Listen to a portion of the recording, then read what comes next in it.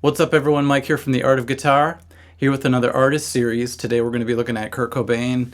It's kind of funny, when I was younger, I remember when they first broke on the scene because I was way into Metallica, Megadeth, Pantera, all these heavy bands, and all of a sudden the local rock station started playing alternative music pretty much overnight.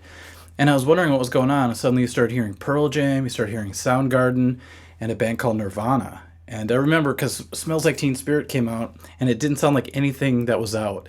And it was so different, unique, and to tell you the truth, I liked it, but I kind of pretended to hate it for a while.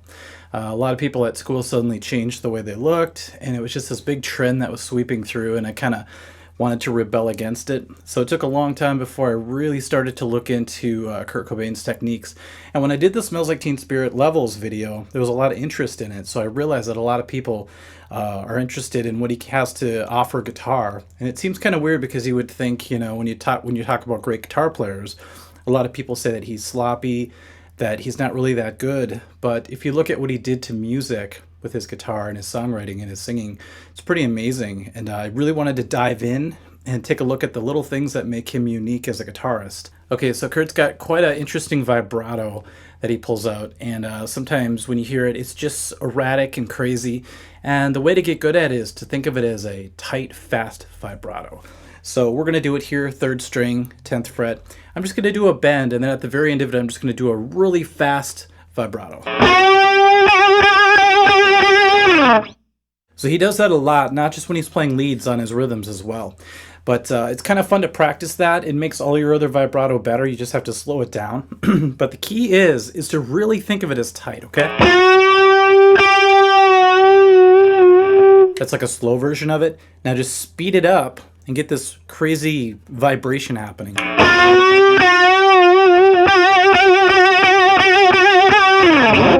It can really spice up your solos and give you a lot more feel. Kind of bleeds the note, if you will. All right, you may have heard this in a couple songs, but in particular in Bloom, he does a lot of big bends. We're adding a little chorus to the distortion, by the way, just to get a little closer to his sound. And what happens is when you do a huge bend, sometimes, like what we do in the Stevie Ray Vaughan video, I know some people are saying blasphemy to mention both of those people in the same sentence, but you do a bend, let's say on the 2nd string, and you end up hitting the 3rd string while you do it, and it creates this really great sound, especially with chorus. That's a single bend. Let's add the other string to it.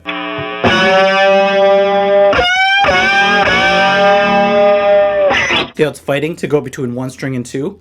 So to ensure that you hit 2 strings, make sure you bend and then cover that 3rd string. It's kind of a weird bend, and then you sort of rock to hit that other string.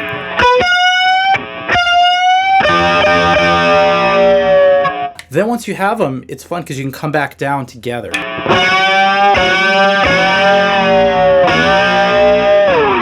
And if you take the solo part for About a Girl, it's more of a guitar part. It's kind of like you could just call this a rhythm almost, but it does pass as a solo.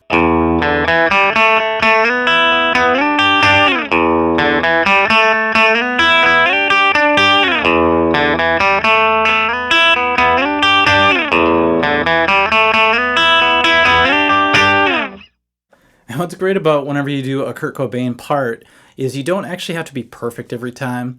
Each time he does that part, it's a little bit different, and that's what kind of adds to the magic. A lot of people think when you play rhythm, you have to be, or lead, you have to be perfect all the time, but that's what makes the whole grunge thing fun. You don't always have to be at the top of your game, as long as you play it with feel. Okay, something that's kind of cool that he does is he'll hit the back of his neck with distortion going, and it creates sort of a noisy sound, which brings some feedback with it. If you're standing in front of your amp and your volume's really loud, if you do this, you'll start to conjure some crazy sounds.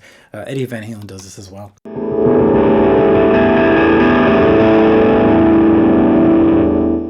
It's a cool way to get some noise happening, and then it's a good way to start this song in particular, but it's some noise.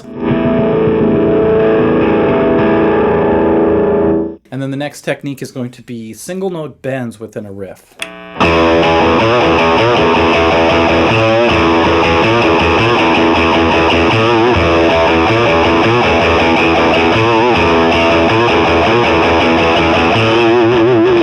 A more well-known version of that would be.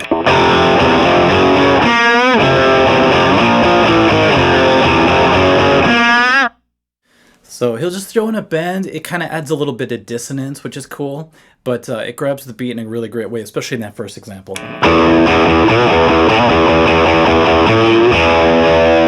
Fun to play. Tritones are a big part of his sound, and that's when you take a note and you go to the flatted fifth note and play them together. You think of the band like Korn does that a lot. It's a very evil sound. Very harmonically insane. So what we're gonna do is we're gonna use an example that he does in a solo where he goes like this.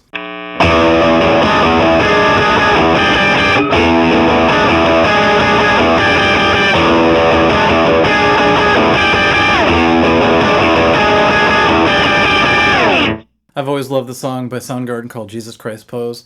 It's because they have a really low heavy thing happening. Then at the top they do a crazy high sounding thing that just sort of adds some excitement to the sound. And in this case, Nirvana does the same type of thing. They go like this.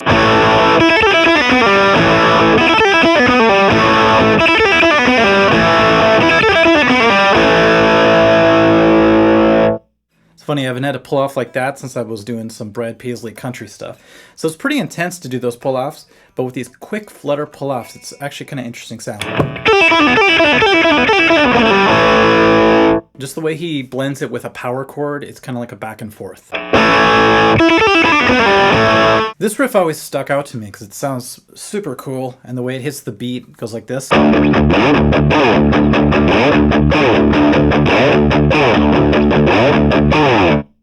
So very effective use of slides to make a riff sound really cool. It'd be a little boring if it was just... So instead... Good thing about teaching Nirvana is if you're a little bit out of tune, it's okay. Alright, Kurt was really good at single line riffs, and some of these are really challenging when you first try to do them, and they actually make for good warm-up exercises. So I like these in particular, these ones.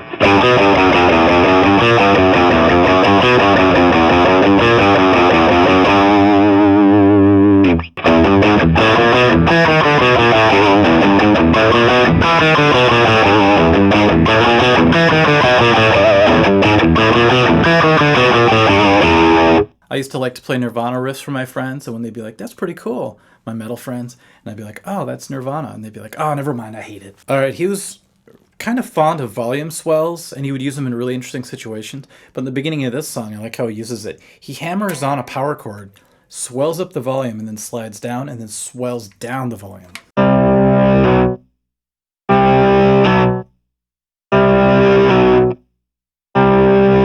I think Limp Bizkit copied that one. There's a lot of noisy harmonics happening when he's playing his rhythms, and sometimes he'll even hit super high harmonics, you know, like 12, 7, 5 are pretty common. Sometimes he would just hit them on accident, sort of being sloppy. Kind of thing. And strangely enough, when you get to the lower frets, the harmonics actually get higher. So you can hit the 3rd fret, but you can also hit things like 2.6, so your finger would be about there. So a little past the midway point. 2.4, then there's 1.7. If you just play on the fat strings and try a few things down here, you'll find a lot of harmonics.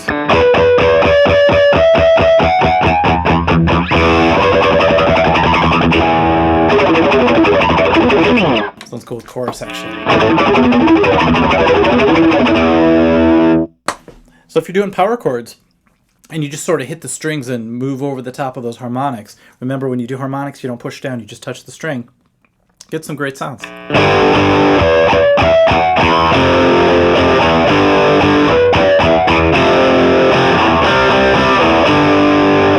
Smashing Pumpkins uses that effectively as well.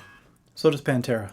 I'm sure a lot of you guys know how to do drop D tuning, but there's a really cool thing that he does where he actually extends the chord a little bit. So you know when we do drop D, it's easy just to lay your finger across. Kind of stuff. But if you really want to fatten it up even more, we can go, I'm just going to say the fret numbers, 2, 2, 2, 4, 5. And you end up with this shape. It's a huge shape for that drop D, and it can actually differentiate in this particular example from what he's doing. If he's just doing regular drop D stuff,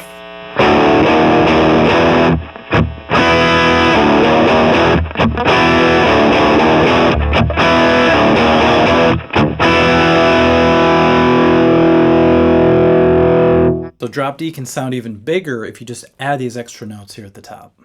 All right, if you're an only guitar player like he was for most of Nirvana, you know, I know later on he got another guitar player, but when you want to make the sound even bigger, it's important to be able to play both sides of the strings. So in this example, there's a power chord right away, but then there's some droning high notes over the top of it, which actually sounds pretty big. It sounds like two guitars actually. So we're gonna go like this, where you can hit open E power chord. Then at the top, we're gonna do some droning high notes. And if you put it together just right, it can sound pretty cool. Like I said, two guitars.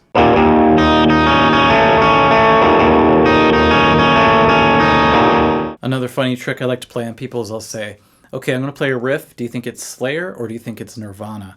And I'll play a riff like this.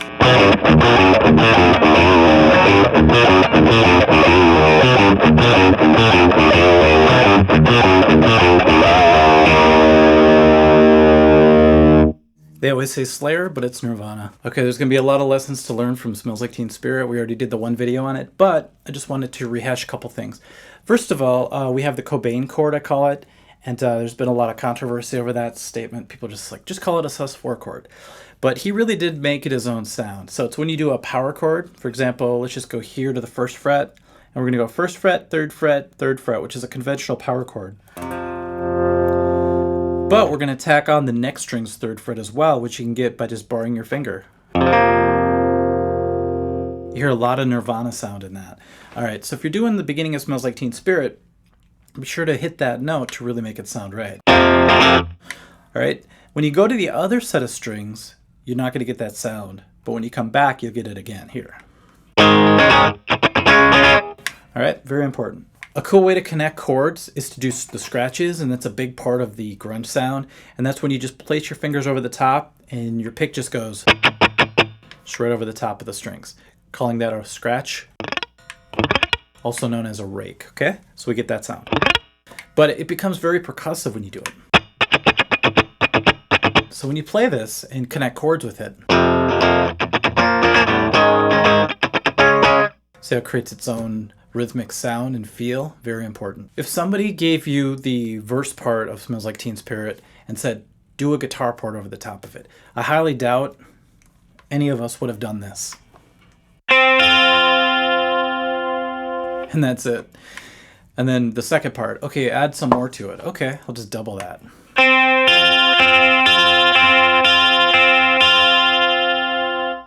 So we have to sometimes remember that simplicity can really help a song along. It doesn't have to be anything complicated. Sometimes that just distracts from what the song's trying to portray. Don't forget about simplicity when you're writing. Sometimes it's the best route. Let's take the solo part. And once again, this is a great lesson. Follow the vocal melody with it. It's just a cool way to fill up space and to keep the ear of the listener familiar with what's going on. It doesn't take you somewhere else. Like sometimes when people write a solo, they think, okay, now I get my chance to shine. I get to do something crazy. But following the vocal line sometimes is the best bet, just like in this song. You know, if you just take the first part of it.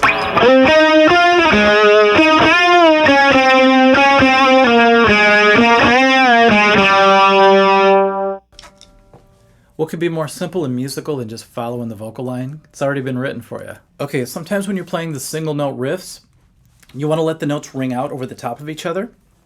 And this is something that I do in Metallica songs and a lot of different bands' riffs, especially in clean sound, because you could really get a different feel if the notes ring out versus if they don't. Okay, this song's supposed to be down a whole step, but this guitar does not do a whole step down very well. This is actually standard tuning right now, but just you'll get the idea.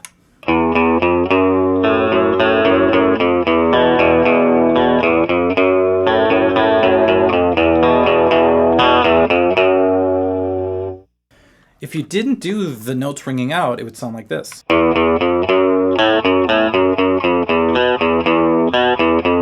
Which is exactly how it sounded like when I first started, and when a lot of my students start this riff, they always play it like that. So it's really choppy. But the magic is in this. That's that dark Nirvana sound.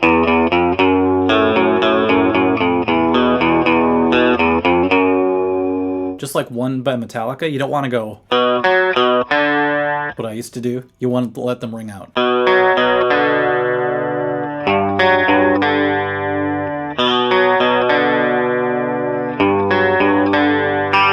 I just played it two different ways there. Okay, we're going to do some power chord bending. So just take a power chord, bend it slightly. Put it into a riff.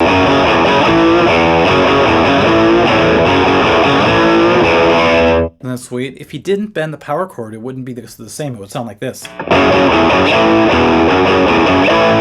But instead we get a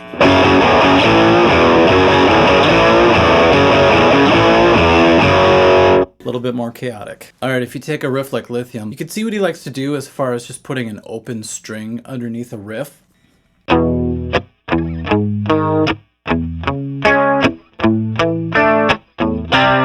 Even there.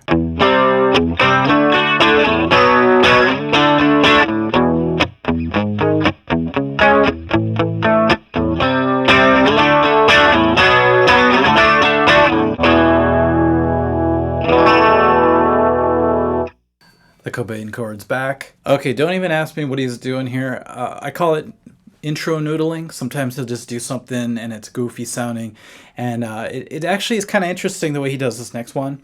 It's a very tritone looking exercise, but he's in drop D. He does a couple slides like that. And then he just lays down his fingers in this pattern. So it's like a diagonal pattern.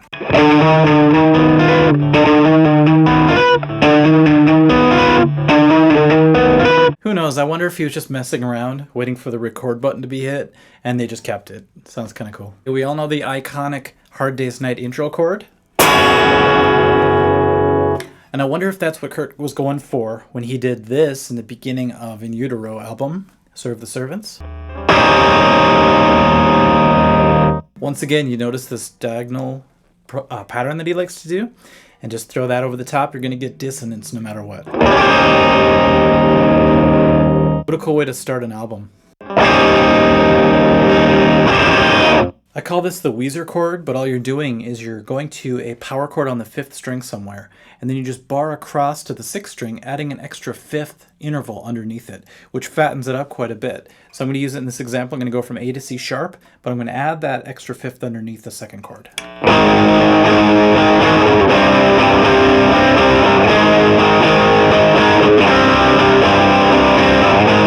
Without it. Not as heavy. Okay, he ends up using one of my favorite sounding chords, the F#7 add 11 chord. It's easy to do, it sounds weird, but you just do a bar chord, in this case F sharp, like a major. And then you release the bar and you hit the highest 2 open strings, E and B. That sort of sound. It's a great way to spice up your chords sometimes, just to add the highest 2 strings open.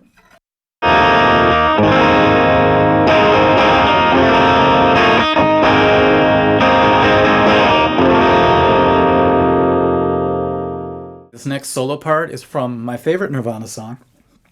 And when I first heard Pennyroyal, I knew I was going to love that album. There's a part where he goes to a solo, but it's more like a rhythm with the solo at the same time. Once again, being the single guitar player in a band, you have to fill up a lot of space. So he hits the chord and then he does some bends.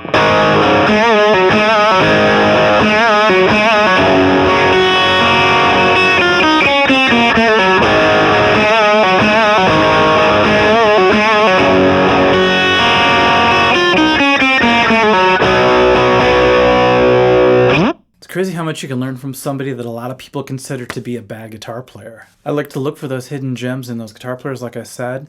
It's just surprising, and then you add it to your playing, and people sometimes say, where did you get that from? And they can never believe it's from a guy like Kurt Cobain. This next part is actually pretty cool. We talked about pedal tones before, but really using an open string pedal tone is a great way to play riffs and to fill up space once again.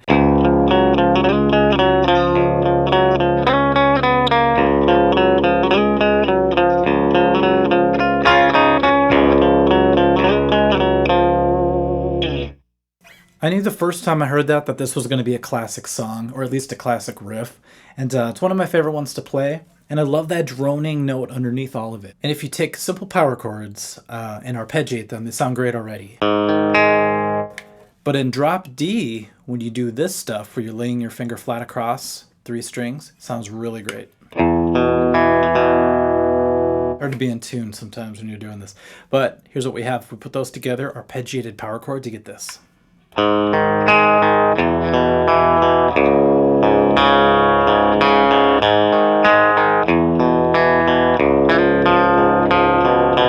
right, everyone, I hope you enjoyed the Kurt Cobain techniques. Let me know what you think, and if you're going to implement any of these into your playing, I'd like to see how you did that. All right, we'll catch you guys soon at the next video. Thanks. Bye.